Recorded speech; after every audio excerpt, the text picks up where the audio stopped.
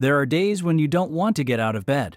Days when your heart is so heavy you can barely breathe. You smile, but the pain never leaves. You laugh, but your soul still cries. She knows that feeling. Her name was Leah, a girl who believed in love, a girl who believed in God's promises. Then, life hit her, harder than she could imagine. Her father walked away and never returned.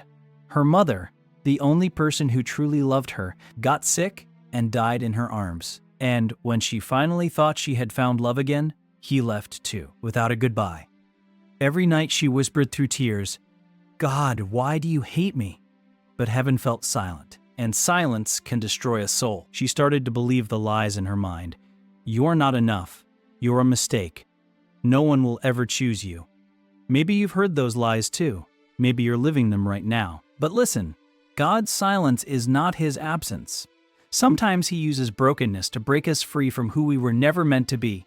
One day, Leah reached her limit. She walked with tears burning her eyes, wishing she could disappear.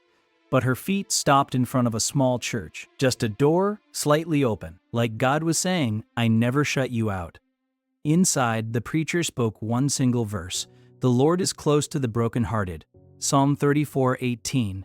Those words shattered her. She cried, but for the first time, she felt the tears healing her, not drowning her. She prayed, "God, I can't fix myself, but if you still want me, I'm yours." And slowly, God lifted her.